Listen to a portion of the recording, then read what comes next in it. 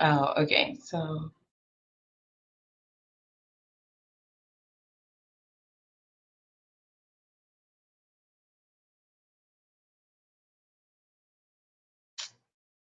great. Hello, everyone. Welcome. If you are joining us, feel free to say hi if you're already in here. Is anyone here?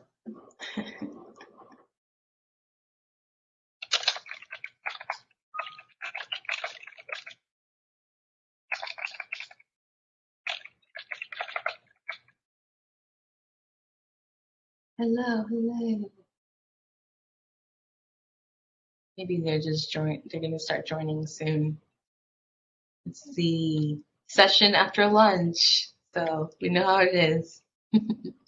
Yeah, it's like the first session of the last day is always a Yes. Oh, hi, Drew.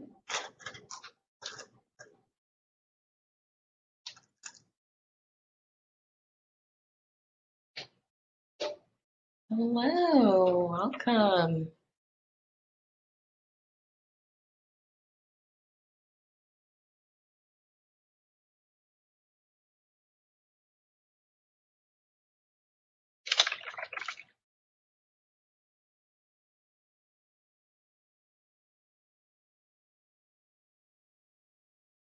Hello.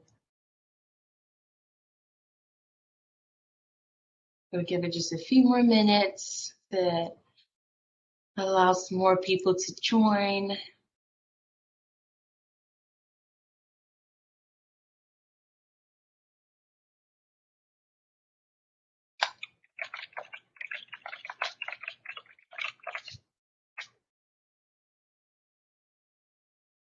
Hey, hello.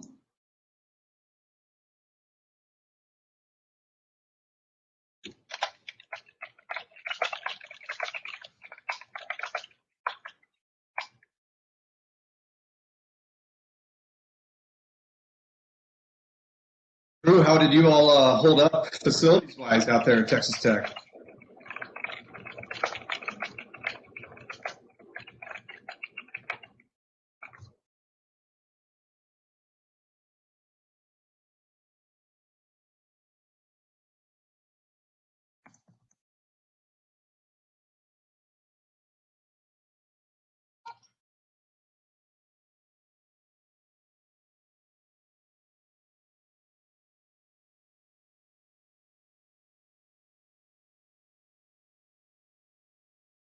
Hmm.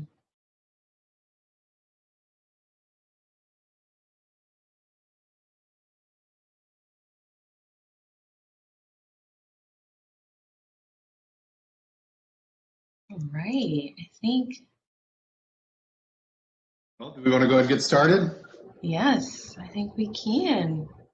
Hello, All right, everyone. Yeah. good afternoon. Thanks for joining us today. This presentation focuses on professional development, not as a result, but the actual skill development that leads to an end result. In the case of writing for publication, the professional development is not having your name in print and having authored an article, but rather all the various skills developed along the way. And I personally believe that distinction is important. Yeah, and so there will be 2 points in this presentation where we will stop and answer any questions that have been posed. And so please use that in the chat, and then answer any questions or that users have generated in the discussion. So just so you know, there are 2 different sections. There's one for the chat, and then when you go right at the top, you should see Q&A, and that's where you can pose your questions that are directly related to this presentation. And so just a quick difference with both options. So we We've got encourage. a small enough We've got a small enough group that I think the normal chat might work just fine. Yes, that too. So we encourage some side conversations, of course. And if you have any questions for either of us, we ask that you can make that specific. So for example, you can say APEFA, did your graduate program place an emphasis on writing for publication, or JC as a hiring manager, what do you think when you see a resume with an authorship credit on it? So you can direct those questions specifically to us based on what we shared today. All right, so we will start by some quick introductions and some context here. My name is APEFA Cooper. I am a residence director at the University of Texas at Arlington. I also have the privilege of serving as one of the co-chairs for the programming committee for SACUHO. I am in my third professional year post-grad school, and this was my first experience writing formally for publication post-grad school. And I'm JC Stoner. I'm Associate Director for Housing Operations at the University of Texas at Dallas. I've authored 5 articles, 2 of which were with other people, and the other 3 were solo ventures. For 3 years, I've been a manuscript reviewer for the Journal of College and University Student Housing. I lovingly refer to as the Housing Journal. And this past year, I also served as a guest editor for the upcoming 2021 special issue focused on resident assistant hiring practices for the journal, which will be published in April for your consumption. So before we get into the content of our program, we kind of want to set the stage by offering some fun tidbits of information. As we ask a question, put in the chat what you think the answer is. How many housing practitioners have there been in the past 50 years?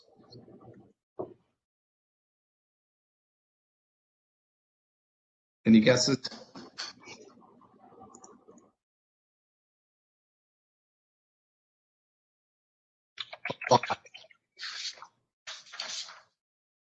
We don't know the exact number, but it's a lot.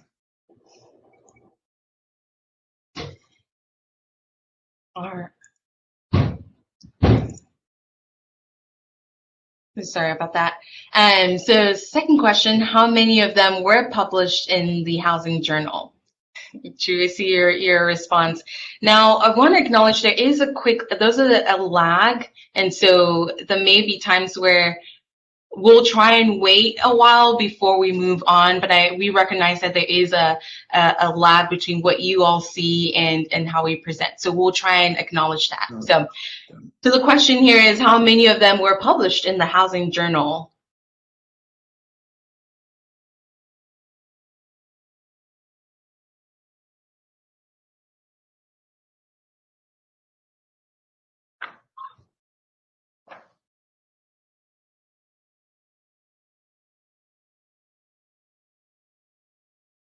All right, so 466. Hopefully you all got that. But yep, so the next one. Of those 466 housing practitioners, how many do you think were at SWACUHO affiliated schools when their articles appeared in print?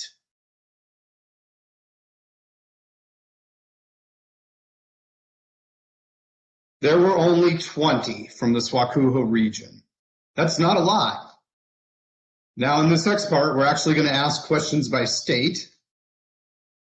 And since I think we've only got Texas represented here, we'll still go through the others, but. Yes. So how many articles would you have to author to be the most prolific author in the Housing Journal while working in your state?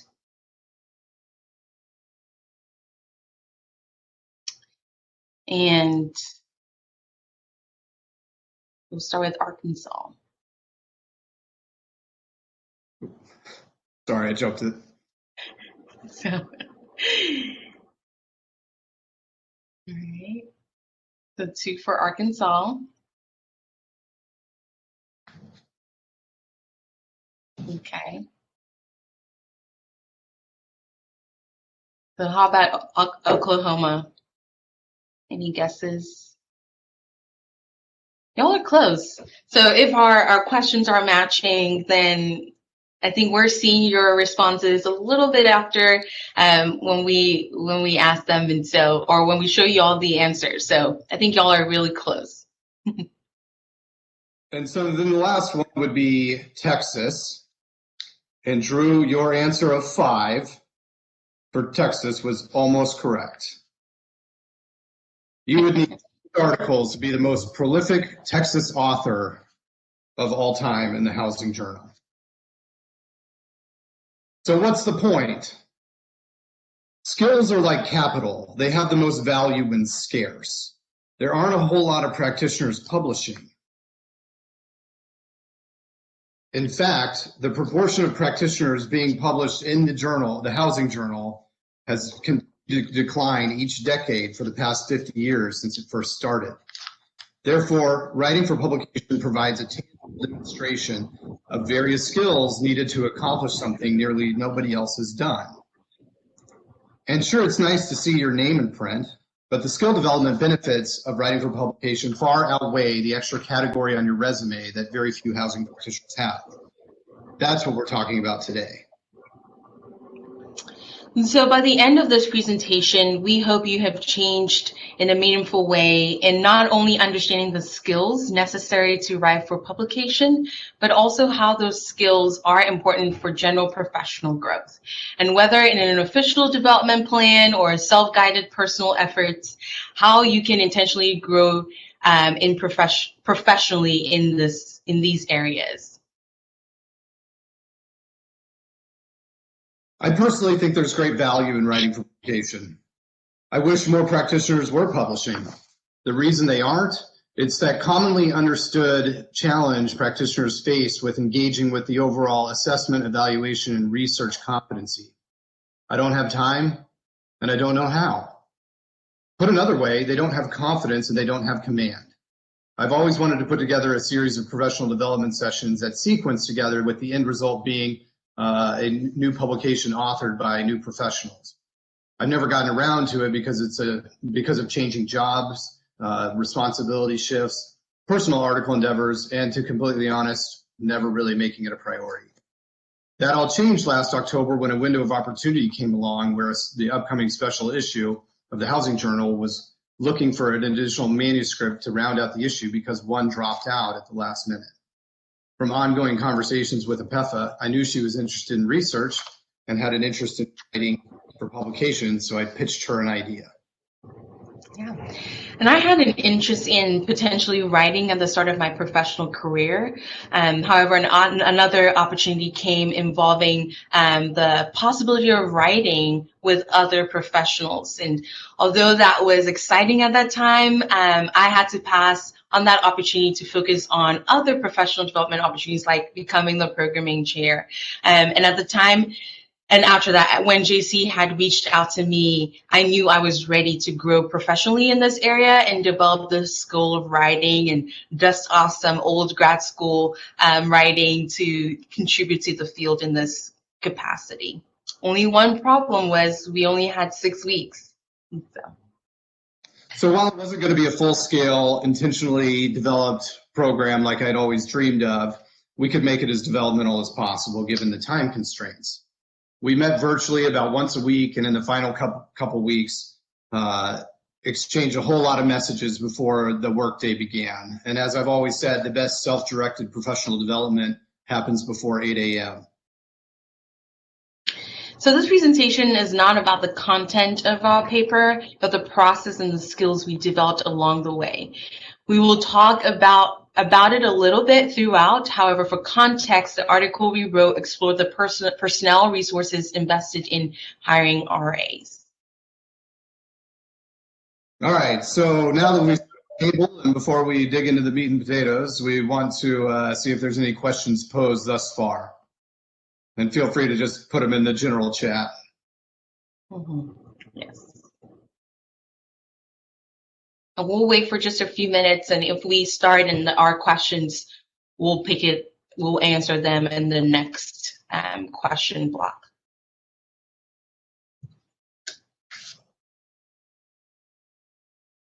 Okay. So let's get into professional skill number one. Is a pretty obvious one, an obvious skill to develop here. You can't write research articles without engaging with research. You have to read articles to justify your research project, find whether or not your project is even needed. What gaps does it fill? Does existing research already exist? But this also extends to outside housing literature. The Housing Journal publishes about 15 articles a year, which really isn't a whole lot given the wide variety of things we deal with and work with in our jobs. So it's helpful to be able to navigate and draw upon not only the larger body of research, student affairs research, but also disciplines outside of housing and student affairs.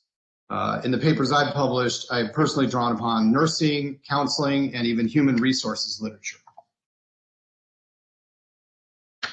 And for sorry, I jumped ahead.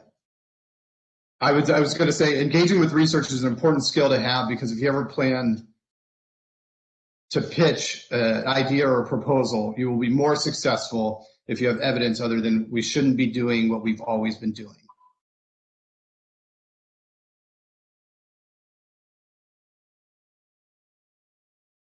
Awesome. So for our papers, since we were looking at resource usage when hiring RAs, we actually drew upon economic research and existing literature about the economics of time. And personally for me, how I was thinking about engaging with research, I knew I had to dust off some of those, like I mentioned, some of those grad school skills I had never used post-grad school. And so for me, it was the process of relearning. Although I had several experiences writing academically in grad school, I knew it was going to be the process to step back into it, into that mentality without the pressure of a grade. I had to relearn the process of engaging with research, such as understanding the terms used, the role of literature review, and how to read and review that literature. So that was one experience for me that I gained while engaging with research.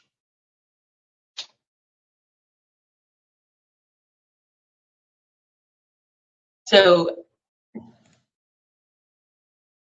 I would say add a few other things.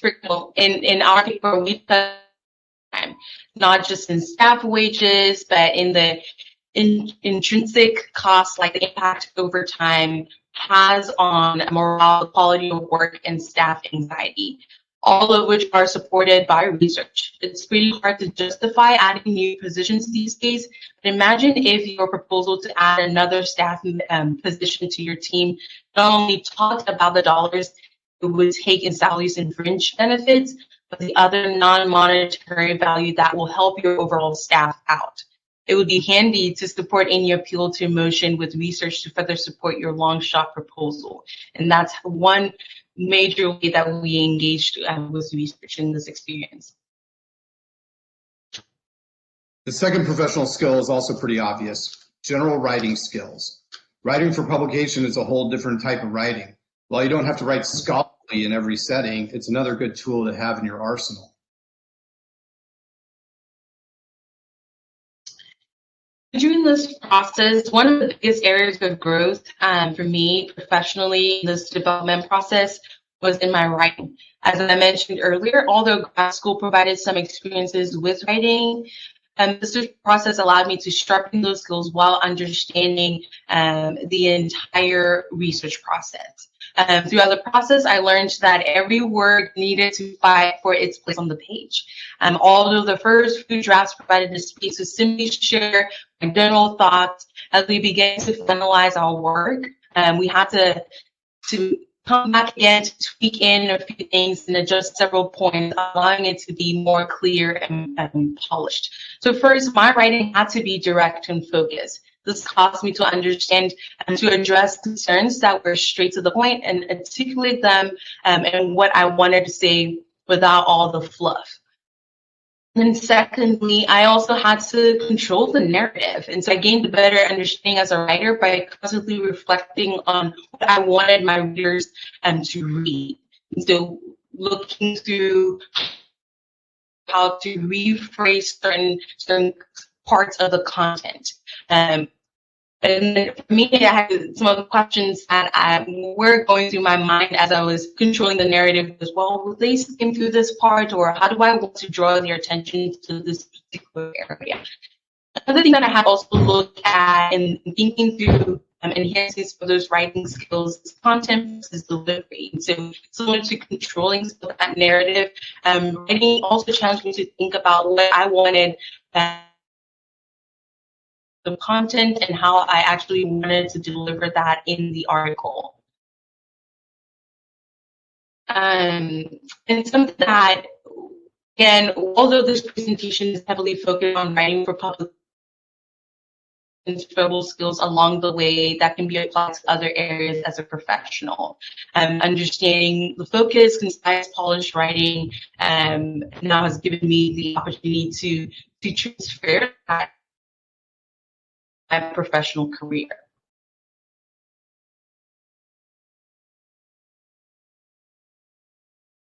Rafa, did we lose you?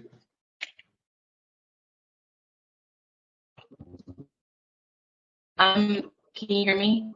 Yes, got you there. Okay. Okay, so building a solid argument is. Pef, are you there? I am. Oh, okay, you were breaking up. Sorry, everyone.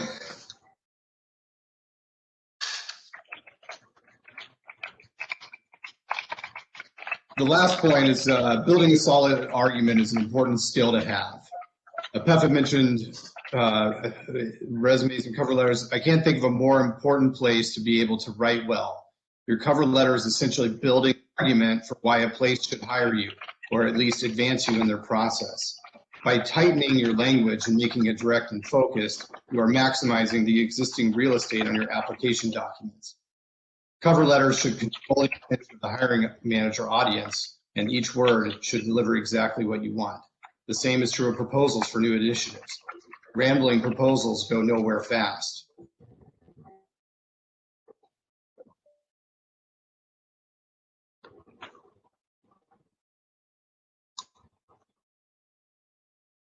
But now let's take a look at the pathway of development for writing.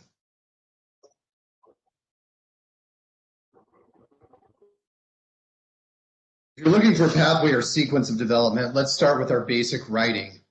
Things many people do on the regular. Duty logs, information reports, award nominations, and your basic emails.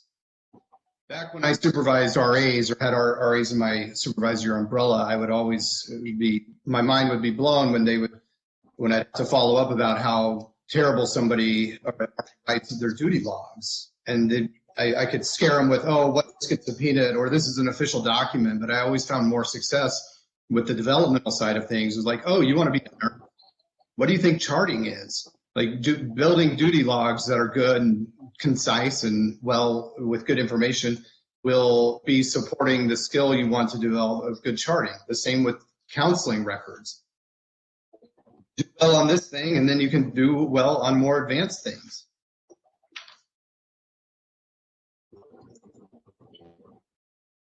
Yes. First, I want to acknowledge the tech issues. It looks like we're both breaking up on our ends, and so let us know. Feel free to use the chat if you're also experiencing that, or if you cannot hear us. But we will continue. So our next point is, well, like more public writing, like the regional newsletter or submitting for an online and higher ed blog. And so following up with what JC was talking about, try your hands at those other things as well. If you can't write a decent IR, chances are you won't be able to write a decent blog post for Inside Higher Ed or whatever blog post is currently in book at that time.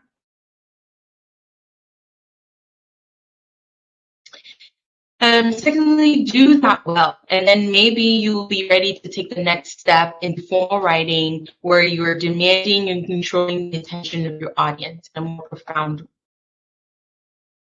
white papers, and the proposals we talked about previously. Do those things well, and I'm pretty sure you will be ready to present content directly to your vice president or even board of trustees. I imagine many young professionals see themselves doing that someday. When that day comes around, it will have paid off to invest it into building the necessary skills along the way. Now, we certainly aren't saying you have to do all these things in this particular order, but there is a very clear pathway outlined for you on how to grow professionally with your writing. The little things matter, and doing them well opens up opportunities to do the bigger things well.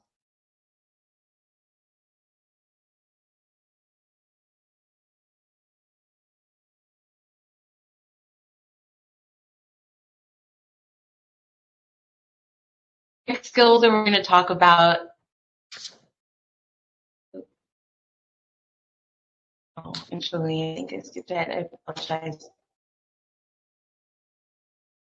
The next skill we're going to talk about is one that many professionals struggle to develop, but you must. Supervisors and managers love this skill among their employees. Graduate programs juice students up and then let them out in the world ready to change the world in their first week of employment without fully understanding this skill. It's important. You must do it. Do you have any idea what it is? It's patience. Writing for publication is often a long and arduous process.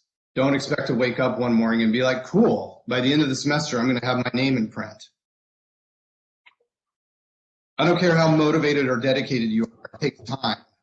As much as you control your own destiny, there are checkpoints along the way, like IRB. They don't move the fastest, especially depending on the time of year. Once you submit your article to the journal, guess what?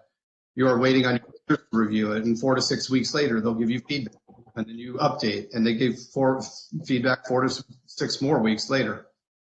Finally, when your manuscript gets accepted, it's all exciting, like, woohoo! Guess what? It still takes a couple months for it actually to go to print. But the good news is, up until you submit the manuscript for the first time, you are largely in complete control of your time. You set your own deadlines and keep yourself on track. You get busy with a major issue, either personally or professionally, no big deal. You can write later.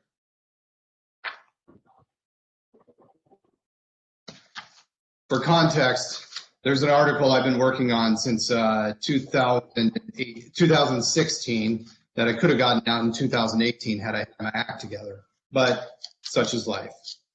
Our window of opportunity, fortunately and unfortunately, reduced the amount of time necessary to about 6 weeks. We had a very set deadline. So we weren't pulled into the typical timeline on the last slide. We took an idea from a presentation I did at SWACUHO last year about hiring RAs, and instead of traditional pre-test, post-test research, we did empirical data analysis. We didn't need IRB approval since we weren't doing anything with live research subjects, nor were we using any existing data from employee files. But there was still in-patients needed after finishing the manuscript. We submitted in December, and we've been waiting and responding to feedback, and it's not coming out till April. So our 6 weeks are 6 months.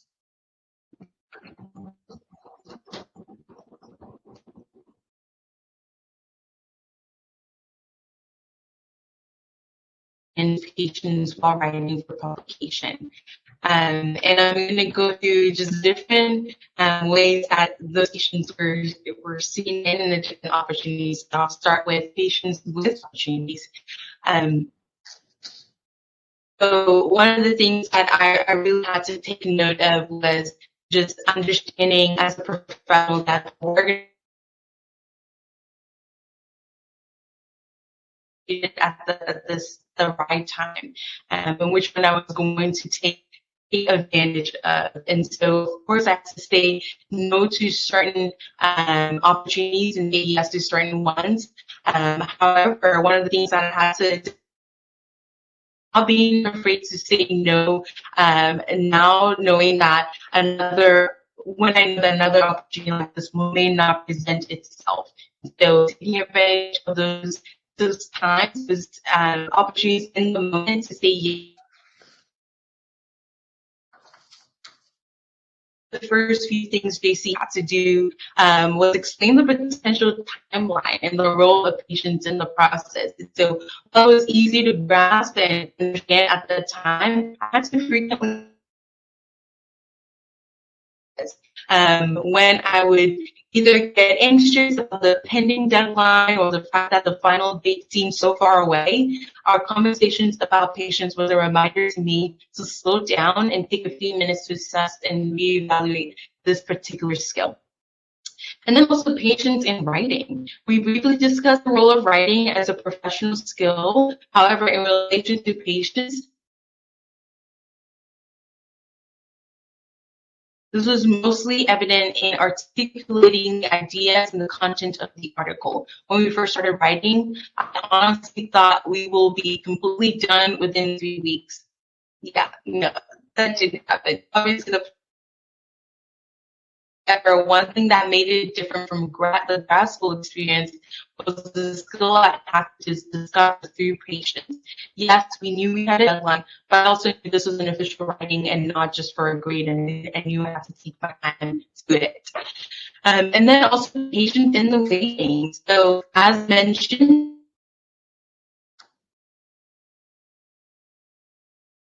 there's still some back and forth, but you best believe I am more prepared than I was prior to starting this journey.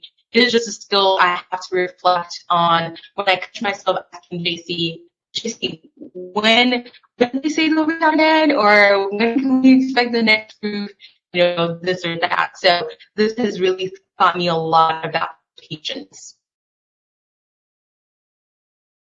So writing for publication will teach you patience. My former boss liked to talk about professional patience, and this is certainly an exercise in that.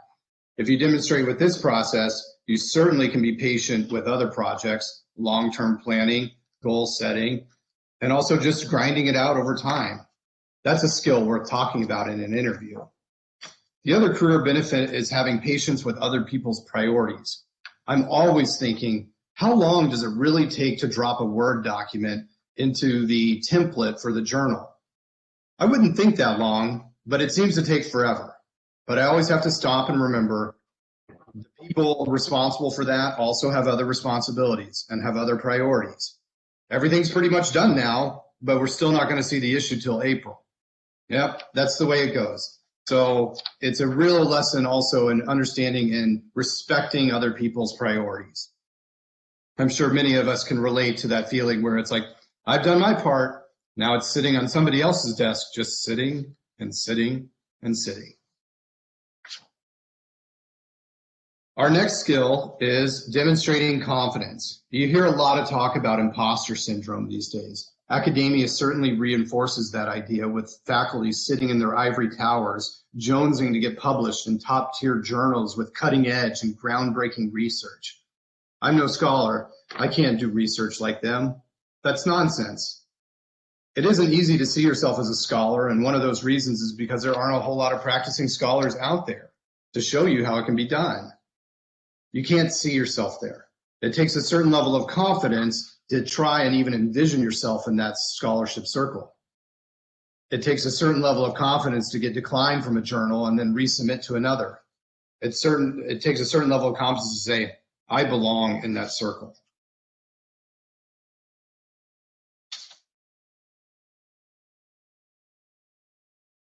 One thing I appreciate about this process was the role of confidence and how much I grew throughout. And as already mentioned, I had to change my mentality writing professionally post-grad school and to really own it and own what I was doing and how I was writing. And through that, I built confidence in both my writing skills and my overall ability to produce good work and to produce and be proud of the content that we were both producing.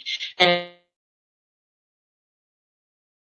there's some of my confidence, and whether it was, yeah, no, this looked great, or what you wrote really turned out really well, and giving me permission to run with it. And so knowing that I was a new professional, there were times where I just second guessed whether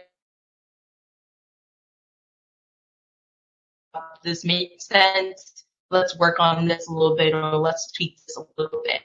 But I was growing in my confidence allowed me to also be proud of the content, regardless of the process. The last skill we're going to talk about today is advocating for yourself. One of my expectations I clearly articulate to all my staff at all levels is to advocate for themselves and advocate for others. This is a particularly important skill that isn't often discussed in the writing process. There are plenty of reasons why it should be discussed, and also the career application outside of the writing process. It's often assumed whose name comes first, but that shouldn't be the case. Authorship order is generally determined by who does the most substantial amount of work. I'm sure authorship order matters more to some people than others.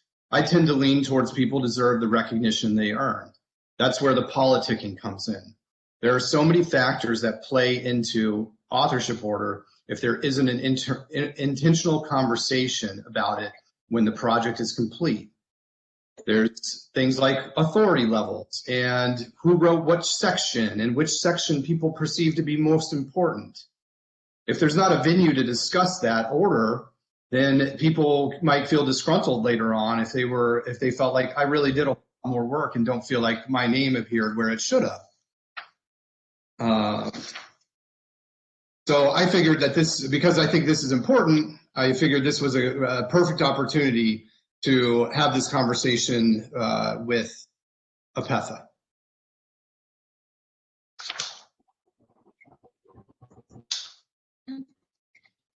So since there are only two of us, one way or the other, anyone who typed our article in the future would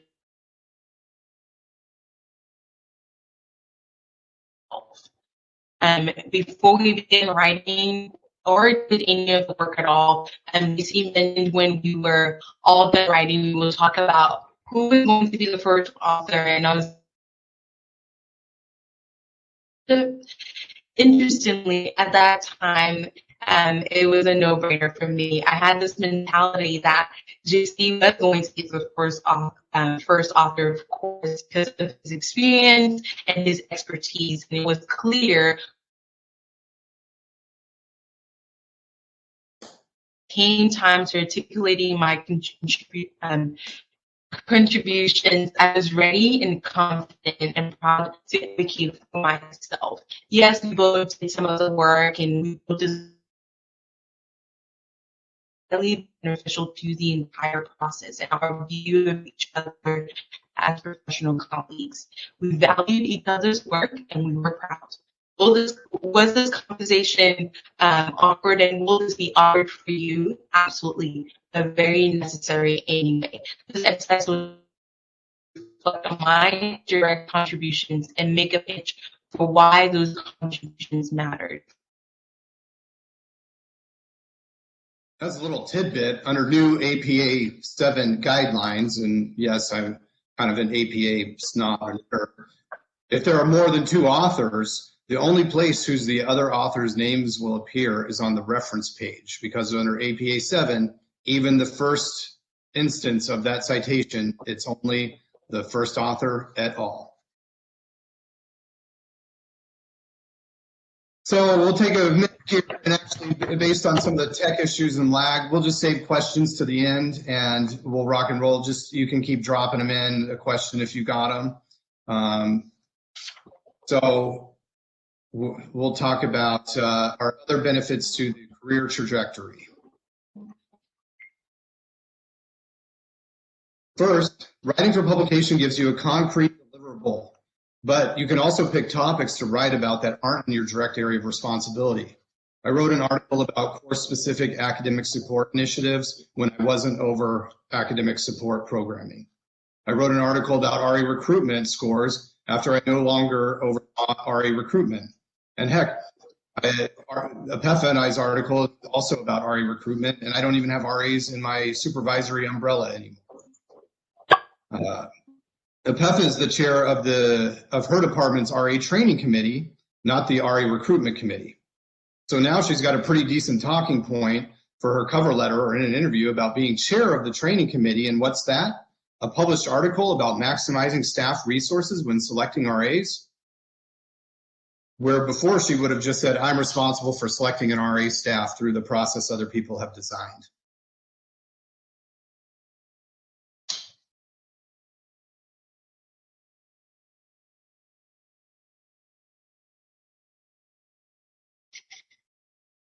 Conceptually, understanding blind reviews is different than actually participating in a blind review.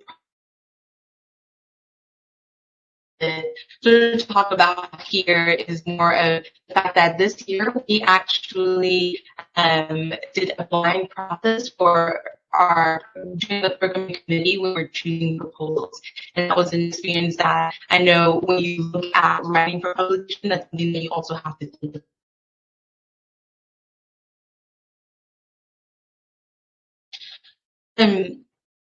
Okay, so one of the things that will also be a benefit is also take feedback. And editing of the work doesn't look the same, but guess what? It's still your work, right? And so there's so many times that you see have to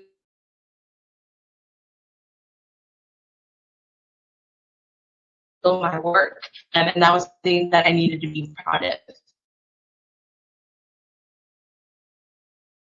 Related to that is my personal favorite in dismissing feedback like a champ.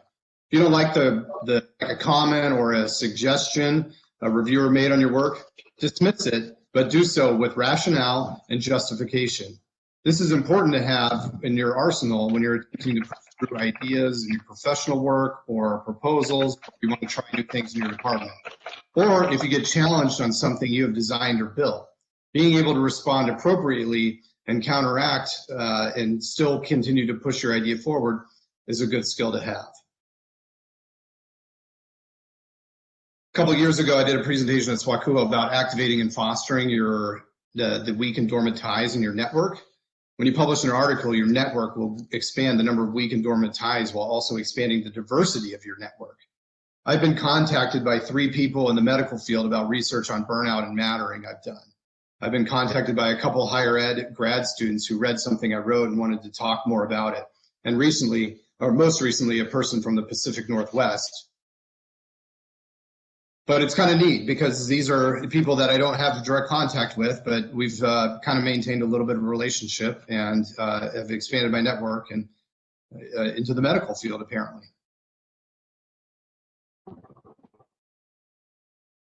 Oops.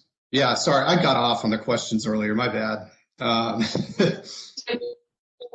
But sorry, Patrick, go ahead.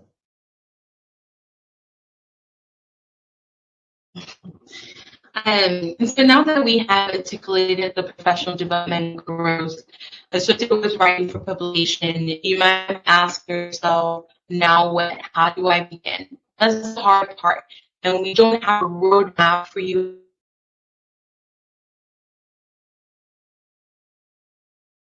struggles to engage with the entire assessment, evaluation, research competency. So instead of a fully developed step-by-step action plan, we have a few ways to start building competency and command, follow access plans that may help you build habits and also ultimately ahead.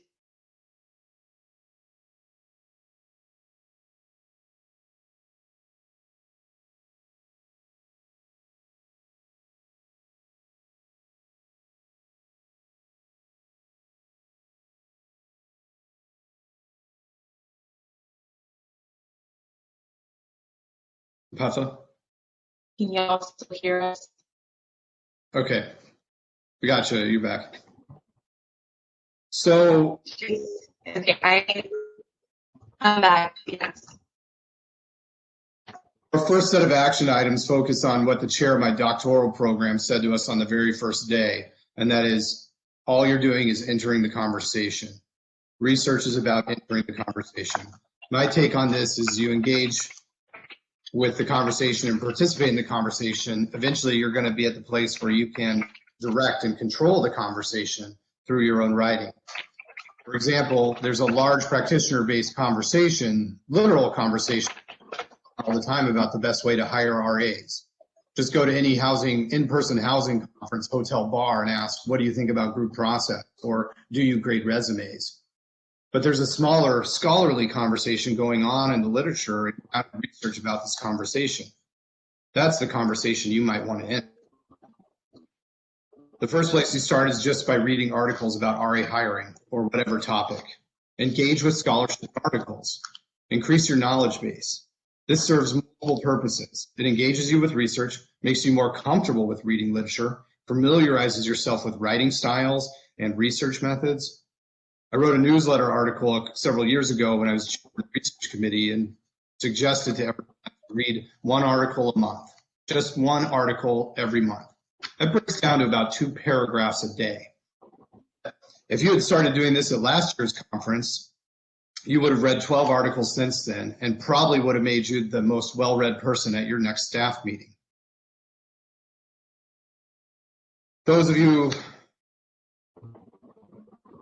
who voice concerns about your department continuing to do things they always do just because they've always done them that way, here's your way to suggest research-based alternatives to push a different direction. Hey boss, I just read the Housing Journal's special issue on RE recruitment, and I learned some interesting things that we should consider for our recruitment process. For instance, research demonstrates how graduate level employees are less likely to use process-based evaluation criteria to make their hiring decisions compared to full-time professionals. And that might just be because they're not really that involved in the design of the hiring process. We should incorporate more grad students in our process.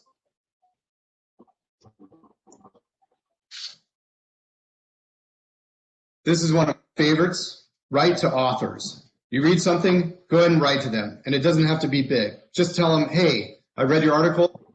That was fascinating. You never know what kind of response you'll get back. Thanks for spending time to explore the topic. Authors love it when they know somebody's read something they've written, or even better, gotten something out of it. They may respond, thanks, or glad you got something out of it. I've had a few people, as I mentioned earlier, write to me over the years about my dissertation or articles and talk to me at conferences that they've read all the time. I tend to engage back and talk about future opportunities, but really kind of neat to kind of expand your network like we were talking about earlier, that skill development.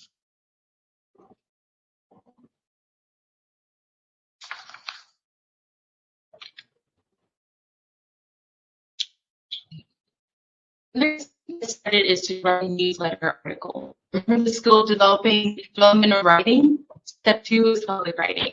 The quickest and the easiest way to get writing is to write something for a newsletter. It isn't peer reviewed.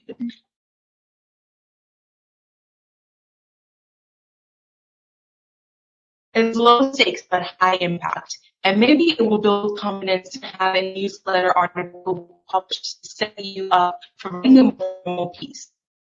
Don't have a topic in mind or need some inspiration. Think about your opinions and tasks. I think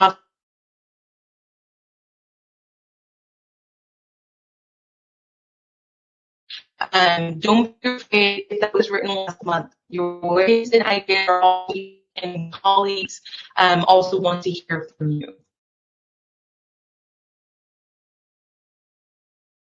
Let's talk about actual writing for publication. If you wrote a graduate thesis or a fixed term paper, or beef it up, add recent research, and do some other things. If something aren't starting from scratch, if you did a qualitative but didn't go through IRB, you can repeat the study again with more recent data. You are starting from scratch.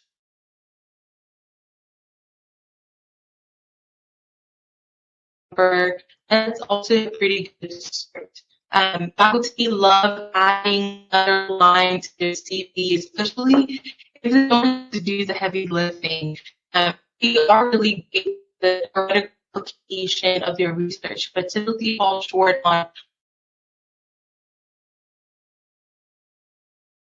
getting some of the discussion section and partnering with the faculty member. Or just find someone with experience, a colleague or someone in your department or a friend. Or maybe it's time for your supervisor to also explore the professional development of writing for publication.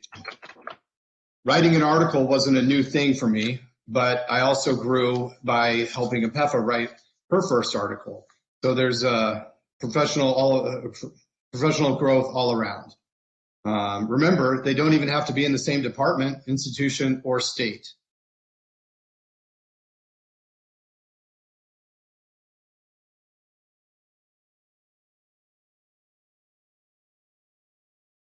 And why you engage with research out there. This will help with writing your lit review. So our no data analysis, no community, just eat into the but will obviously the housing literature will benefit from right now. It's a little on academic it is. The year JC was born, and I imagine plenty has changed since then. Right, JC? Taking advantage of theme issues. The article you wrote for spoke about art and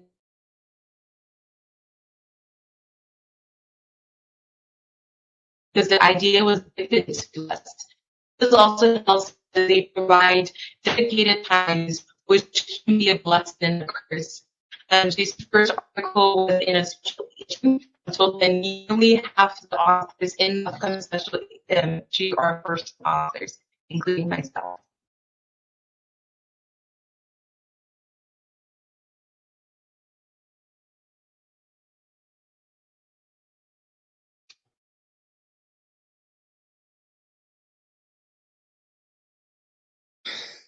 I think we're disconnected.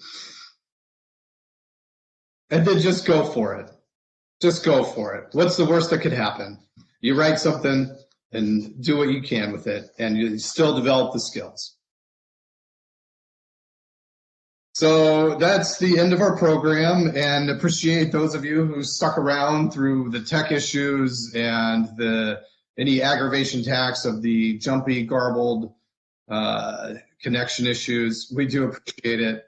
We do apologize, but we're happy to field any questions, and we'll stick around for a while. You can post them in the chat. We closed out our presentation with one of the only, there are 4 poems that have been published in the Housing Journal in 50 years. All 4 of them are in the very first issue, and what is on the screen here is one of those poems. Just kind of a neat little oddity about the Housing Journal. With that said, thank you, and we will answer any questions or discuss anything further you'd like.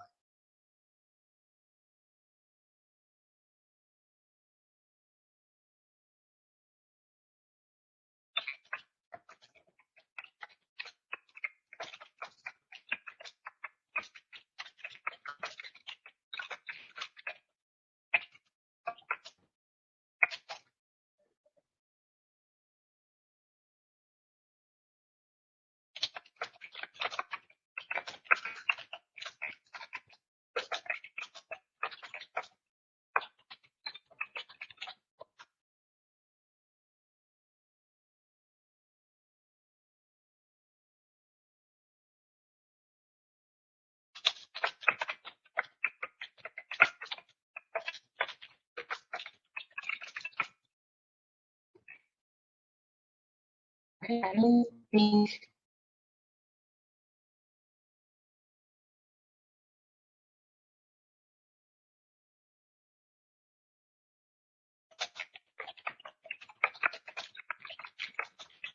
thank y'all for being here. Really appreciate you.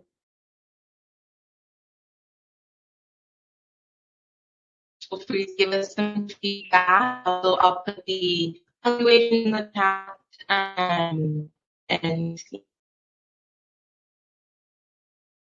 for us the evaluation link. It's also in the main lobby as well. And so if you miss it, you can get that there for the evaluation link as well. Thank you all so much for joining. We'll wait maybe for just a minute and